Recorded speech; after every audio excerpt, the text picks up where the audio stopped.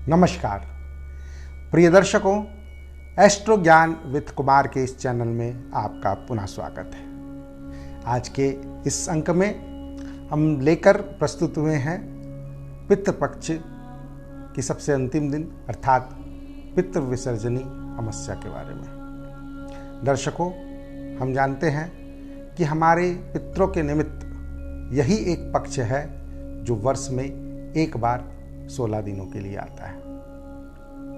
ये पितृपक्ष एक ऐसा समय होता है जब हम अपने पूर्वजों के निमित्त कुछ ऐसा करें जिससे कि उन्हें सद्गति प्राप्त हो और उसके फलस्वरूप हमें आशीर्वाद प्राप्त हो, जिससे हमारा जीवन सफल हो सके। प्रिय दर्शकों, अगर आपने इस पितृपक्ष में कुछ भी नहीं कर पाया, चाहे कारण कोई भी हो, समय का अभाव हो, जानकारी की अभाव हो, कोई भी बात हो, अगर आपने अपने पूर्वजों के निमित्त कुछ नहीं कर पाया है तो इस एक विशेष दिन में आप कुछ उपायों को करके आप इस पितृपक्ष का पूरा लाभ ले सकते हैं। तो आइए पहले हम जानते हैं कि ये पितृ विसर्जनी अमावस्या कब है। दर्शकों, यह अमावस्या घटित होने जा रहा है 2 अक्टूबर सन 2024 को। दिन रहेगा बुधवार। इस दिन पितृ विसर्जनी अमावस्या बड़े ही श्रद्धापूर्वक मनाया जाएगा। दर्शकों, अगर आपने अपने पूर्वजों के निमित्त तर्पण इत्यादि, दान, होम इत्यादि नहीं किया है तो आप इस एक दिवस को, इन सभी चीज़ों को करके आप इसका लाभ उठा सकते हैं। तो क्या करना है, आइए इस विषय में जानते हैं। तो सर्वप्रथम अगर हम बात कर लेते हैं दान के विषय में। अगर आप लोगों ने, समय का अभाव आप लोगों के पास है और आप बहुत अधिक कुछ नहीं कर पा रहे हैं, तो वैसी स्थिति में आप दान अवश्य करें। तो किन चीज़ों का दान कर सकते हैं आप? तो दान में आप सभी प्रकार के अनाज दान कर सकते हैं, वस्त्र इत्यादि दान कर सकते हैं, फल फूल ये सभी दान कर सकते हैं, और धन का दान अवश्य करना चाहिए निर्धनों के बीच। दर्शकों, अगर आप सच में अपने पितरों की सद्गति के लिए कुछ करना चाहते हैं तो इस दिन पितृ गायत्री मंत्र का जप अवश्य करें।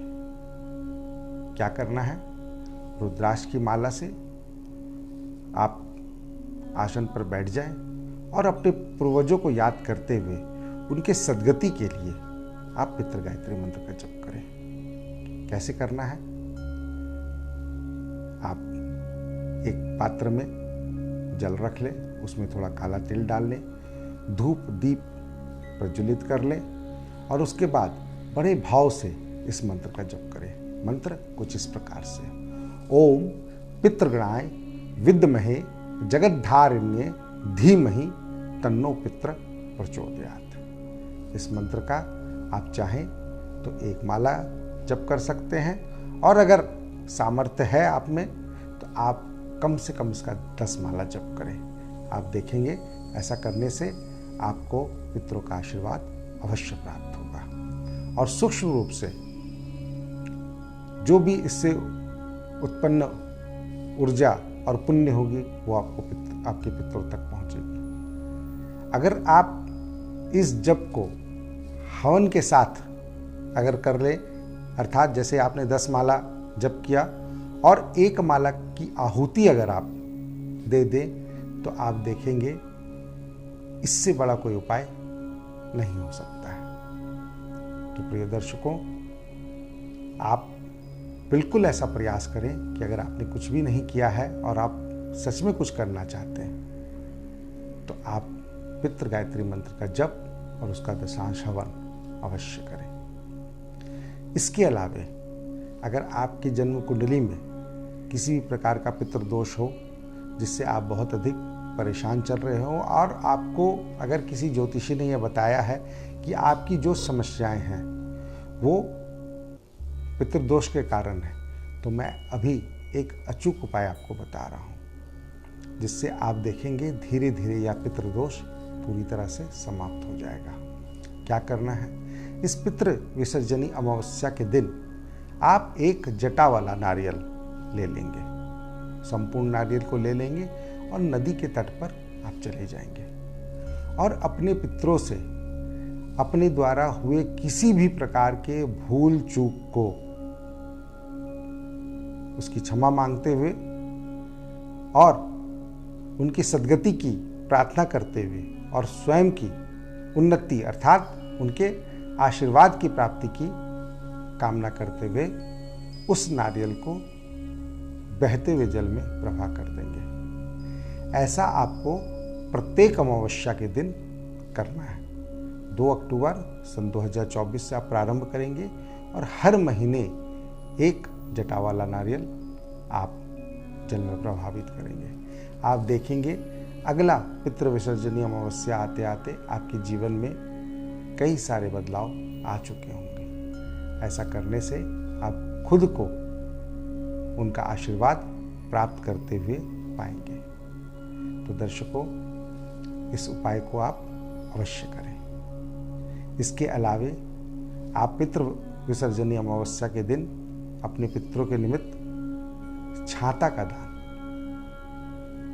और चप्पल का दान अवश्य करें। इसके अलावे आप अपने सामर्थ्य के अनुसार भोजन का दान कर सकते हैं, धन का दान कर सकते हैं और अगर ईश्वर ने आपको सामर्थ्यवान बनाया है तो आप अपने पूर्वजों के निमित्त गौ का दान कर सकते हैं, स्वर्ण का दान कर सकते हैं, आप भूमि का दान कर सकते हैं।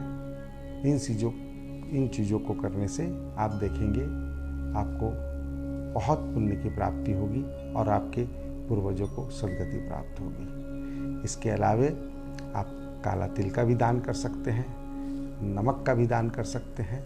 इन चीज़ों को आपको अवश्य दान करना चाहिए। तो पितृ विसर्जनी अमावस्या के दिन अपने पूर्वजों को ध्यान करते हुए उनकी सद्गति और उनके मोक्ष के लिए प्रार्थना करते हुए आप इस पितृ विसर्जनी अमावस्या के दिन कुछ ना कुछ अवश्य करें।